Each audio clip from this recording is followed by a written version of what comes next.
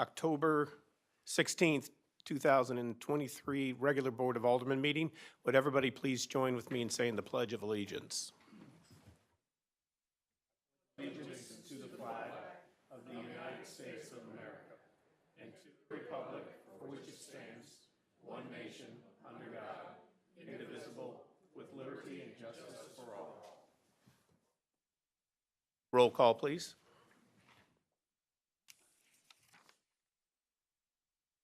Alderman Plufka, absent. Alderwoman Tice. Here. Alderman Weggie. Here. Alderwoman Sims. Here. Alderman Lockmiller. Here. Alderman Gould. Here. Alderwoman Harder. Here. Alderman Erger. Here. 7 members are present. Thank you. First item on the agenda is approval or amendment of the agenda. Do we have any changes? Any objection to approving the same by acclamation? Seeing none, it will be so approved. Next item is citizen comment. Anybody in the public care to address the board? Now is the time to do so. You will be given up to 3 minutes. Just come down to the podium and state your name and address, please. We have anybody online? No, sir. Thank you. Move down to the mayor and alderman reports. First up is the mayor's report. The only thing I think I have to talk about is just a heads up that next Thursday, the fire department is going to be hosting the monthly coffee with the mayor. Excuse me, and that will be at the firehouse at 9 o'clock. And food is not donuts this time, but it's going to be provided by Chris's Pancakes, I believe. And I promise I will not be saying anything. So hopefully we'll have an even bigger attendance than normally. Alderman Plufka will skip over. Alderwoman Tice. No report. Alderwoman Sims. Ways and Means will be continuing its review of the proposed 2024 budget. We have another of our special meetings this Wednesday, October 18th at 5:30. It will be here. I hope you all will come and attend and enjoy. Thank you. Alderman Weggie. Yeah, I'd just like to thank Brentwood Police and Brentwood Fire for coming out on National Night Out. It's just a great way. We had beautiful weather for residents to meet everybody and put some faces and have a chance to stand around and just talk to our first responders. So thank you very much for that. Alderman Lockmuller. No report. Alderman Gould. Yes, the Communications Committee meeting is scheduled for tomorrow. It'll be a short one. We may just hold it on Zoom, but please join if you have anything related to that. Thank you. Alderwoman Harder. No report. And Alderman Erger. Report. Okay, brings us down to the city administrator report. We have one item on that. And city administrator, are you taking care of that or is Michelle?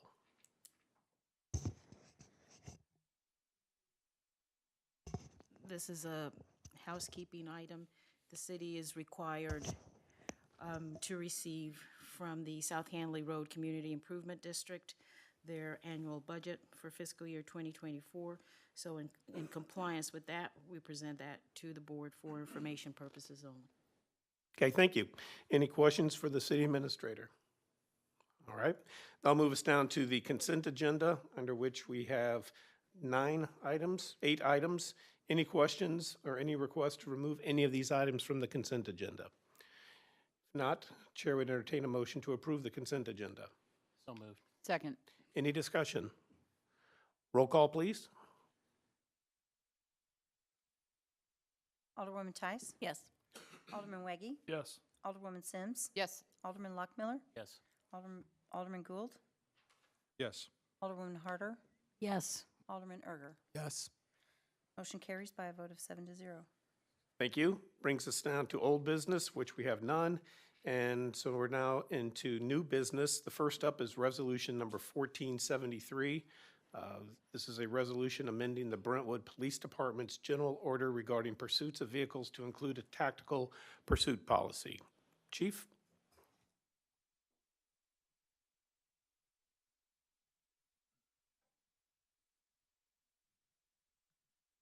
Good evening. For the almost 6 years I've been here as police chief, we've been challenged with addressing, in particular, nighttime crime out of people that are coming into our neighborhoods, breaking into cars, both in hotel lots, business lots, and residential areas. We are not unique. This has been going on throughout all of the St. Louis area and the east side as well. It really is a national problem at this point. So we have tried to affect this crime issue as best we can. And it's always on the backside of it typically, meaning a crime occurs and we investigate it and we arrest people. We have an initiative that we'd like to get out in front of it so that we have an opportunity to take these people into custody as they're in the commission of their crimes. The stumbling block has been, and it has been for all of the law enforcement, has been our own policies. So when you look at the evolution of pursuit policies in law enforcement, the pendulum swung very strongly to the right side of don't chase cars at all. And that has been a direct result of cars fleeing from law enforcement on a regular basis for all kinds of reasons. This particular crime, when you start looking at people that are breaking into cars and they're targeting people for robberies and those kind of crimes, rarely stop. They're typically in a stolen car to start with, and if they're out doing what they do, they never stop. And they don't stop for our Brentwood officers. We can show you, both through our flock cameras and from our self-initiated activity, numerous cases of, we're up to over 30 this year and alone in felony fleeing cases. For those of you that aren't aware, the act of running from a police vehicle that tries to stop you constitutes a felony in the state of Missouri. It's called felony fleeing law. So we are looking at our general orders, and we're looking at a way to put another tool in our toolbox to be able to affect these style crimes. In order to do that, we need to make a policy change. We need to adjust our general order so that it allows our officers and our commanders to be able to go out and strategically try to stop these folks that are doing this kind of crime. So we took this to the Public Safety Committee meeting last month. This has, a lot of thought has gone into this change. These are, it would be foolish to stand here and tell you that we can do this safely. This is not a safe thing to do. It puts our officers in harm's way. And any time that you have vehicles going at a high rate of speed trying to elude the police, it becomes a dangerous situation, and we all know that, and we've seen it. And I've said often, particularly to the Public Safety Committee, that in my estimation as your chief, this comes down to when does the scale tip to two guys standing in our citizens' driveways with weapons, willing to use them, matched against the danger that we pose if we do a pursuit change. So in our estimation, after looking at this for years, it has become so pervasive in our neighborhoods and our communities, and they are so dangerous. I would tell you, I've been a policeman now for over 40 years, and I have not seen a more dangerous set of criminals. And I worked the crack wars in the city in the 90s and all the way through all of those things. These people put in the right position will use the weapons that they're typically armed with, and they'll use it against one of us standing in our driveway who challenges them. That's why they're so dangerous. And we can show that in numerous cases of both video of them standing there and actual shooting events that have occurred just in St. Louis. I think you may have seen on the news this week, a 22-year-old Philadelphia police officer was shot intervening in guys breaking in cars in Philadelphia. This has happened all over the country. Just another police officer shot and killed and his partner wounded. There's a lot of stories very similar to this. So what we are asking the board to review with us and change of the general order, we took to public safety. Alderman Plufka asked that we bring it to you as a full board so that you're aware of the change. And if you have any questions, we'll be happy to answer them. But really what this change boils down to is it gives our officers the opportunity, and our command staff in particular, to set up details to try and affect people that are out doing this. So what does that look like? It's setting up spike teams in locations that they typically use as egress areas out of Brentwood. And all of you could probably come up with 2 or 3 of those. 64 East, 170 North, Manchester going east, Clayton Road going east are the favorites. So we would set up stationary spike teams when this detail is in effect. And when a car runs, we would spike the car if we can. And if that car is spiked, we would stay with the car after the spiking occurs. That sounds safer, which it is, but it's not completely safe. And I think that's part of the education process. These cars take a couple minutes for the tires to deflate. So there is a period of time in which the cars will continue to flee. And our plan under this new general order is to stay with them, have enough officers there so that we can combat 3, 4 armed people in that car, which is probably what it's going to be. And then we will take them into custody as safely as we can. We already had Sergeant Sullivan's protecting all of you tonight out in the hallway. He's ready to put together a plan for training so that we augment our officer safety program and include this as a process of our officer safety program as a training event. So spike the car safely and then stay with it as safely as we can. When they get out and run, which they almost always will, how do you do that as effectively and safely as you can do to do that? How do we engage the new canine to be out there and involved in this process so we catch these folks? So we are not throwing this against the wall and saying we're changing the policy. This will be something that we train on. We will have a commander that's in charge of these type details every time we do it. So whether it's Jason Simpson behind me or one of the lieutenants that we anticipate making, we will have a commander that's in charge of the process as it unfolds. So we want to be able to best protect all of you as citizens of Brentwood. And we think this is one of the things that we need to do and change in order to do that effectively. There are other municipalities that have done this, that are changing their rules, particularly at night.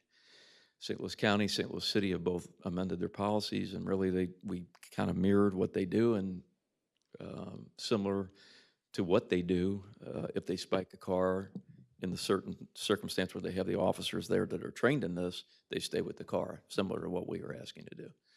So that's where we are. We anticipate that this isn't something that officers are running out to try and spike cars that run from us. That could happen if the car's wanted for something very serious. We would try and spike the car on the fly, so to speak. That makes the spiking event even more dangerous for our officers. There are a lot of police officers that are hit by fleeing vehicles intentionally on many occasions. Indiana State Police has lost 2 policemen already this year spiking cars. They both killed spiking cars. It's a very dangerous thing to do when you do it on the fly. It becomes much safer if you have a tactical plan together, stationary positioned officers with solid cover. That makes it safer, considerably safer. And that's part of what we're aimed at here in this plan. Chief, I've heard from a number of residents who are very happy to hear this being brought to the board. They're very supportive of essentially any change to the pursuit policy. So thank you for doing that. Is this something that is primarily going to be done in the early morning hours? Yeah, no one in this room right now knows better that Sunday morning, for some reason, has affected Brentwood twice. We've had some violent incidents happen on Sunday mornings around 9 a.m. 2 times since I've been here for some reason. Jason and I were talking about this before we came over today. We think that most of these style criminals come out at night. And the crime that you see that transfers into the morning, like warm-up steals, for example, is a transition from them. They're already out. They're out at 3, 4 o'clock in the morning. So as we put these details out, they will typically be at night. And we believe that those guys that are doing that crime early in the morning, in the daylight hours, are also the guys that we would catch doing this style of detail. So this isn't something you would anticipate using at 4 o'clock in the afternoon? No, for obvious reasons, too Right. much traffic, and hey, it'd have to be a very serious event for us to even initiate a pursuit at 4 o'clock in Brentwood. So, but at 4 o'clock in the morning, we have the advantage that the streets are basically empty. Doesn't mean that it's good. Yeah, is Chief's mic still working? I heard him. Make sure it was still working. Yeah, that's kind of where I was getting. This is not something that you don't engage necessarily in these pursuits in the afternoon. This is something that's happening usually very, very early morning, 2, 3, 4 o'clock in the morning when there just aren't as many people out on the road. Right. I mean, in theory, yeah, it would be a night watch event. So we Okay. do have plenty of this activity around midnight. You know, that is an active part of the watch. So, but again, at least at this point, this would be an organized detail that we set up to go do. We don't have the manpower to do this every night. We just can't do it. So this would be something we structure around what we see as a crime pattern. Just as a quick anecdote, last night happened again. They jumped 2 cars north on Brentwood, extremely high rate of speed, let them go. The one car has been terrorizing the village for a week.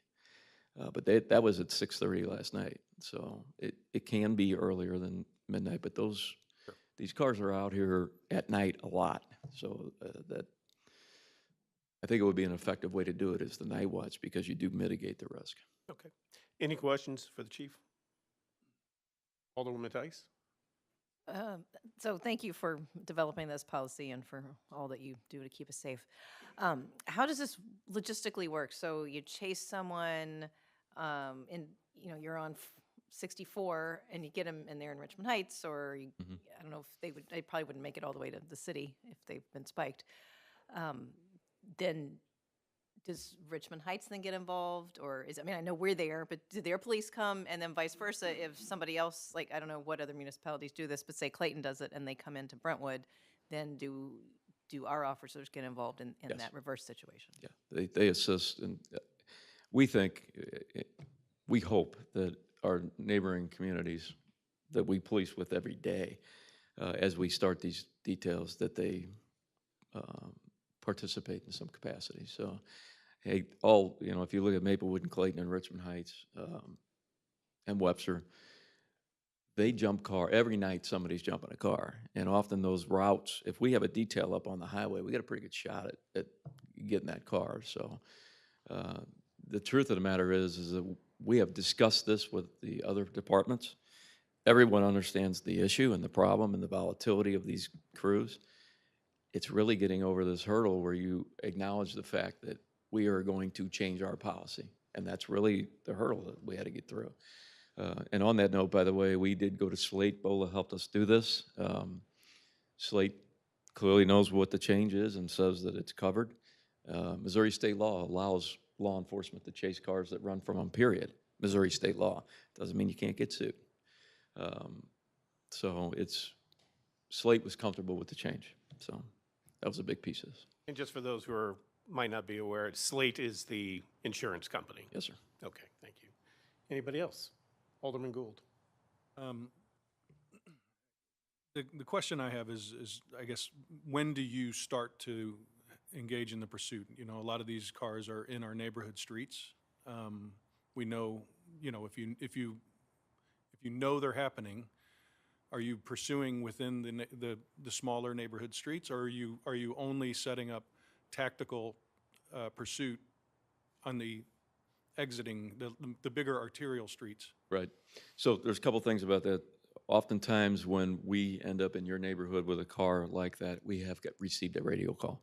Some neighbor has called us and said there's guys doing whatever, and then we go and if we are in detail mode and we have spike teams set up, we will stay with that car because it's so quick. They go from your neighborhood, for example, they're going to be at 64 quickly within a minute or two. So in that scenario at 3 in the morning, yes, we would stay with the car with the anticipation that the spike team's going to get them. Once the spiking occurs, we would stay with them then and wait for the tires to go down. And then, it's, and again, it can take a few minutes for the tires to go down. And I have seen plenty of spike cars sparking fire coming out of the back of their cars because they just won't stop. They're not going fast, but so these can get interesting as you do them. This isn't a clean thing to do. The impression is that you spike a car and the car pulls over and gives up. That is not the case. These are violent people committing felonies, often illegally carrying firearms and doing other things. And they're often wanted for a series of crimes. So they are not giving up easy. They're going to get out and run, and they're going to do what they can do to get away. So as a bit of a follow-up to Alderwoman Tice's question, is there if there aren't neighboring municipalities that share the same policy, sounds like most of the pursuit takes them to neighboring municipalities. Yes. In what jurisdiction do we have, or what authority do we have to then continue to pursue when they jump out and run? And so we have waited until we got here, and then I will go to the neighboring chiefs and explain to them what we want to do and where we want to locate, and I anticipate they will be perfectly fine with that. Okay. If it's Brentwood officers set up at Highway 64 on the eastbound ramp from Hanley, I'm quite confident that Richmond Heights PD, not only are they fine with it, I think they'd probably be hovering around helping us. So these officers from especially those 4 cities, they do, to your answer to your question, they work together every day on doing things like this. It's just what it is. They have to protect each other. So I don't think that'll be a problem at all. Yeah, I've always, I mean, this is, like you said, across our whole country, an issue, and I think that it requires yes, we can make some policy changes, but it does require a regional change. So hopefully it does. There has been some of that. St. Charles County does this detail that we are asking for the change. They do it, and they've been very successful in St. Charles County, and they do it with all the municipalities and cities in St. Charles County. So they all band together and do this on a regular basis. And they've got a natural focal and funnel point there at the bridge. Right. So, Okay. Anyone else? Alderman Lockmuller. Chief, you know, we've got our, I don't want to get too much into tactic, but we've got our flock cameras. If you get a hit on that where the vehicle's been in a used in a felony, right. would that be then eligible for doing the spiking and? Yes, it would be eligible. Really, this is, most of the cars that are in that role that you just said are running. So if we get a flock hit at night, say it's 2 in the morning, that detail's set up, and a car comes in, this happens on a regular basis. We're up to almost 150 flock hits in Brentwood alone. That doesn't count the ones that are being shared with Richmond Heights and Clayton and others. So yes, when the officers find the car and get behind it and it runs, if they run into our trap, that's not good for them. But yes, the flock piece of it would definitely be a big part of it, you know, because it just makes it easier for us to go find who's going, so. Thank you. Alderman Waggy. Chief, is this policy change consistent with CALIA guidelines and their processes that they recommend? Yes, sir. Thank you. Anyone else? Okay, if not, roll call.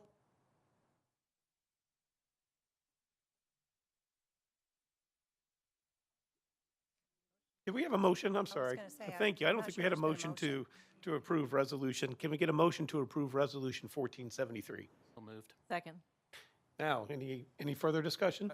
Alderman Gould. I do have one question about training. You mentioned that we're going to have teams set aside for training. Do we already have a training protocol that we've, I'm presuming there's other forces that have the training that we can start immediately on, or?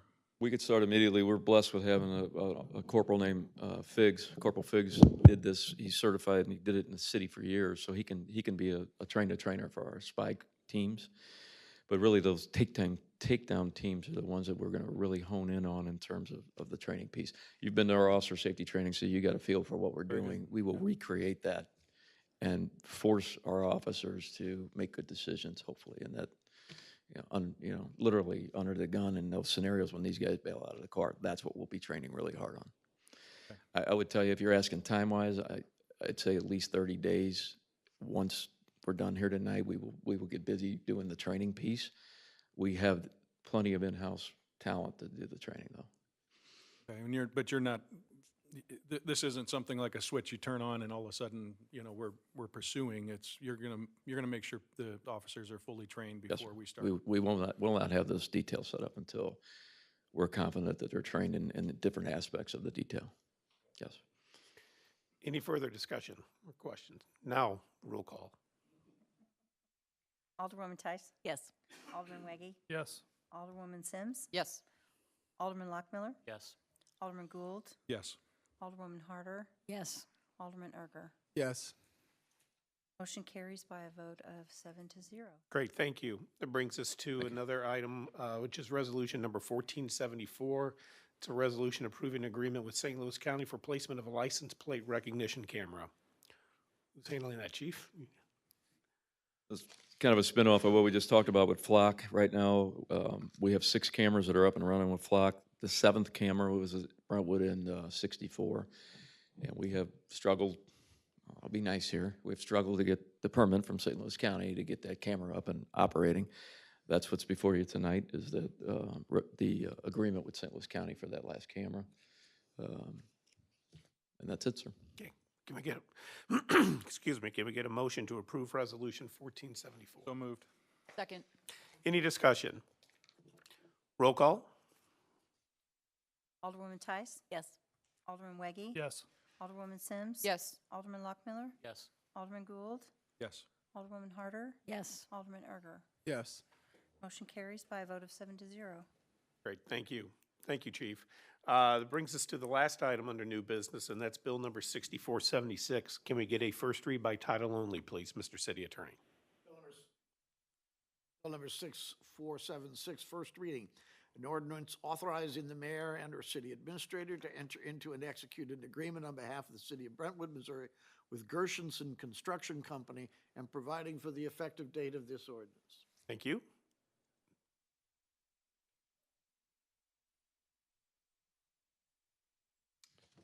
Hello. This item was brought to the Public Works Committee last week. So we went out for bids on the 28th. We received those bids. We received a total of 3 bids. You know, we probably notified 15 different contractors, but these are the 3 that we received. So of these 3, Gershenson was the lowest and most qualified. They had everything. All of them were complete bids, but they were the lowest at $2.471 million. That's for the base bid. There were 4 alternates included in this bid, and we didn't have all the details at the Public Works Committee meeting. So at that meeting, we only approved the base bid and thought that we would bring back the alternates to this panel and see if there was any appetite for any of these 4. So the 4 that are spelled out, there's addition 1, which is just a bridge overlay. So you would basically put an epoxy on the east side where the sidewalk goes over the Deer Creek. And that's just one alternate. Alternate 2 is a curved veneered concrete wall. Alternate 3 is enhanced landscaping, and alternate 4 is a Brentwood Park monument sign. So the costs for Gershenson range anywhere from like $17,443 for the epoxy all the way up to $120,000 for the curved concrete veneer. There is roughly $176,000 in the budget that you could afford to do 1 or 2 of these alternates if you should choose so. The only one that I thought as an engineer would be the sign. The curved concrete didn't seem like it added a whole lot. I mean, it is aesthetically neat and all, but $120,000 with Gershenson's bid for the curved concrete. The epoxy, $17,443, and then $33,000 is for the enhanced landscape. So you're saying alternate 1 and 3 and 4, the sign? You could afford those because you have $176,000. So the $120,000 for the curved concrete, you could afford that, but then not really much of anything else, you know. So all of them except for alternate 2, we could afford. We could, yeah. And the other thing is we're still waiting for MoDOT's concurrence. So whenever MoDOT sends concurrence, then we'll enter into an agreement with Gershenson, assuming that that's who they select as well. If we wanted to change something with the alternates later, we could, because those aren't part of the reimbursement with MoDOT. They're only giving you reimbursement for the base bid. You're asking for a second read tonight? For the base bid. Or just for yeah. the base bid? Right. Okay, great. Alderman Gould, looked like you had your...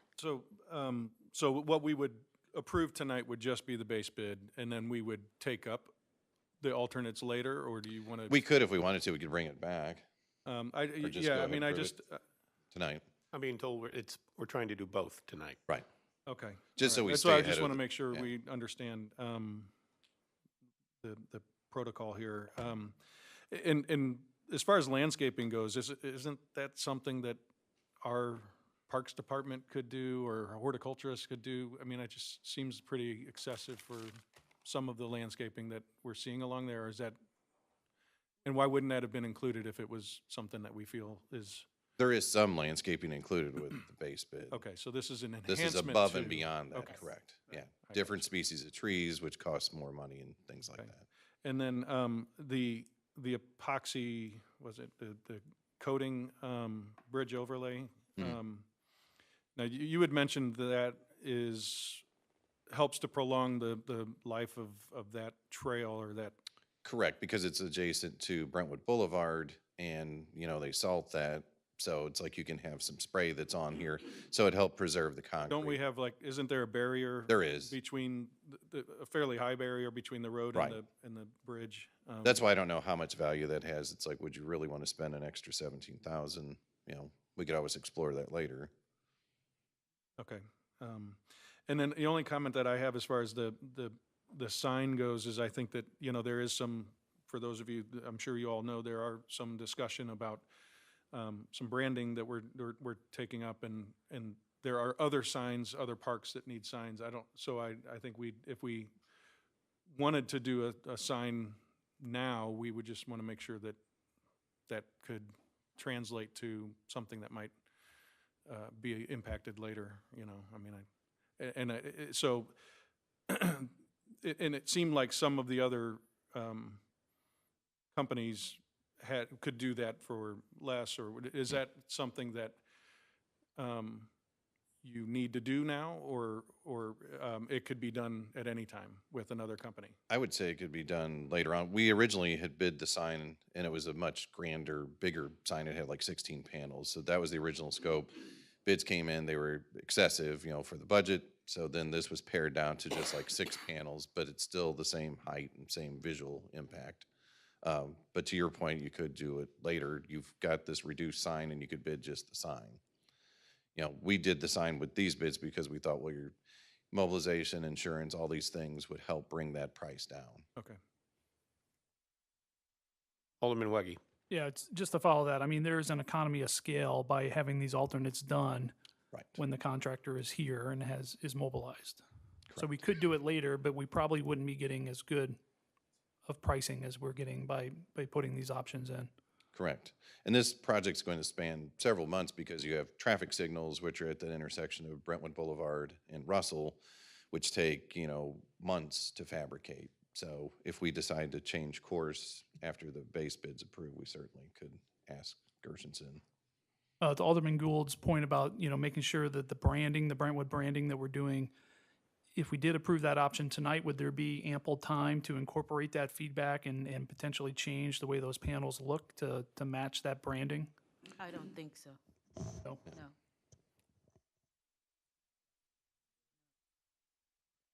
Started the process of that. Late 24, even 25.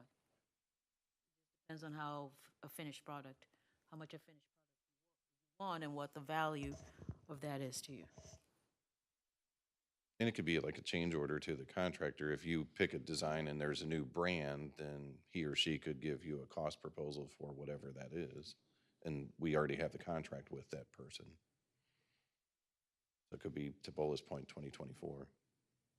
Yeah, so I would make a motion to amend Bill 6476 to include the base bid with Gershenson Construction Company, but also to include alternates 3 and 4.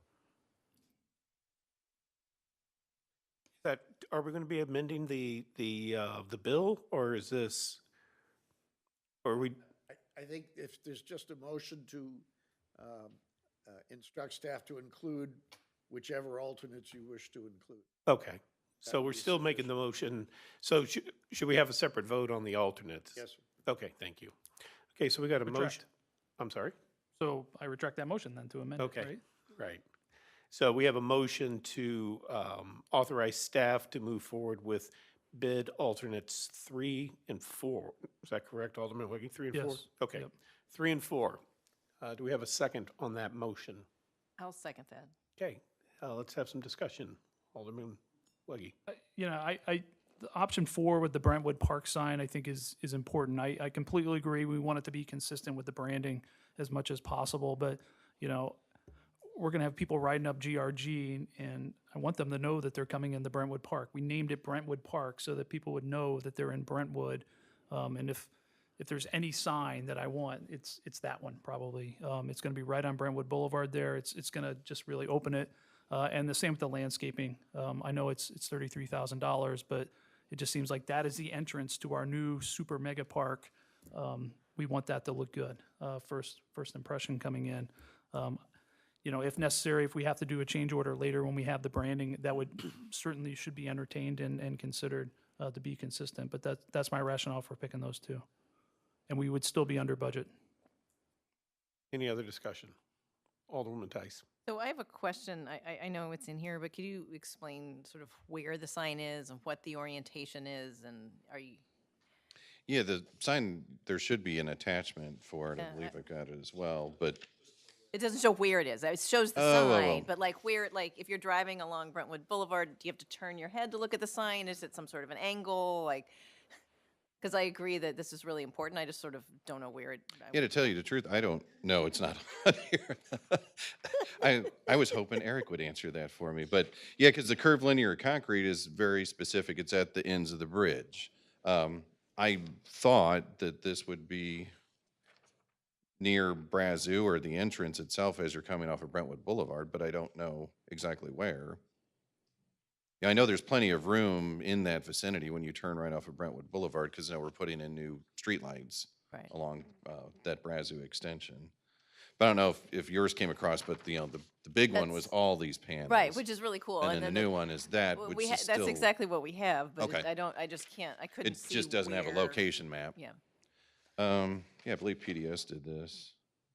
Yeah, I can ask him, because honestly, I don't know where the footprint is. I mean, these are fairly significant panels, judging from the scale. Because there's no dimensions on it either, and I'm assuming that, well, actually, I guess the dimensions were the original ones, there's just less panels. But we'll have to figure out where that footprint is, because, utilities and everything else has to be located. Right, and then also visually, like, how is it oriented and what's the back look like? Because even if, whichever direction it is, it seems like the back should be, So the back material, you want to know, like, what does it look like? or Does like it what look it, like what it front? looks like. Or is it just blank with the color scheme? Right, because if you're biking, it'd be, if it's oriented where it's going east and west, like if you're driving in looking east, it would be nice, but if you're biking out or walking out or driving out, I guess, to the west, it would be nice to have it look nice on the other side too, and not just like backing. Finish. Go ahead. Alderman Gould. So, the bid that we received, is that to install only? Or is it including, because I think Alderwoman Tice raises a lot of questions about the design of the sign and placement and location of it, which I think are valid things to have a discussion about. But if the bid that we're voting on is really just for installation, but there still needs to be some design phase to it.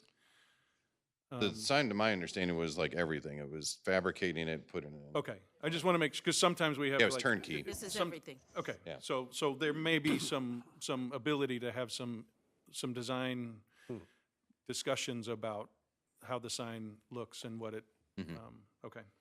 Yeah, we can look at the specs, because typically there's a mock-up, you don't do the whole thing without creating something smaller. Whether it's just a little sample of the colors and things like that you pick out. Well, but the colors are on this plan. Yeah. So I know it's kind of difficult to read, but if you expand it, the colors are stated on this document. And they comply with the city's color standards, color style that Right. we currently use, unless there's significant change. Right, That no, may be. yeah. And we don't know that until we kind of take that process, and even in that, we talked about being reasonable with certain things. But I do agree that we've never seen the backside of this sign design, and is it visible from other directions that people are traveling, because it is important. It would almost have to be, because if you're coming in either direction, how are you going to know that this is Brentwood Park? Right. I mean, we can confirm that, but I would venture to say that it would have to be on either side. And this design you have in front of you also talks about it being lit. So for me, that kind of points to, if it's lit, then you want people to see it all hours of the day until the park is closed.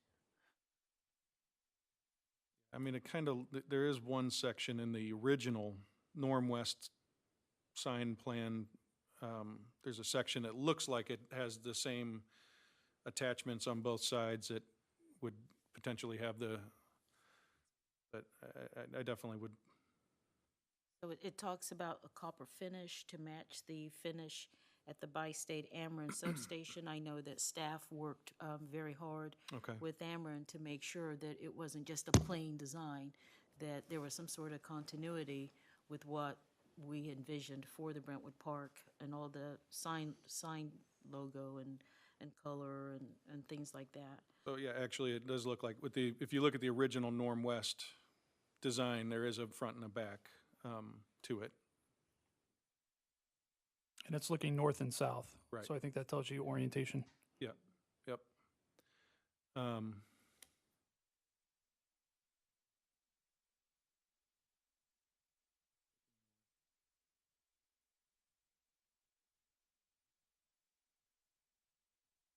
Is it looking south, like?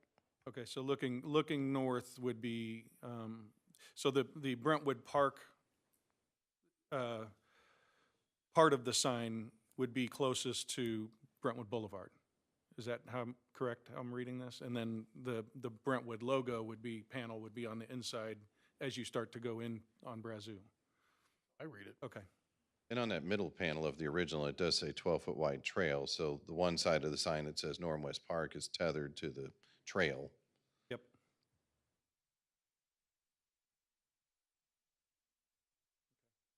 Anybody else? Okay, so what's in front, go ahead, I'm sorry. Chairman, I believe then the motion is to include alternates 3 and 4 within the scope of the contract to be considered by the proposed legislation. There we go. That's even better word.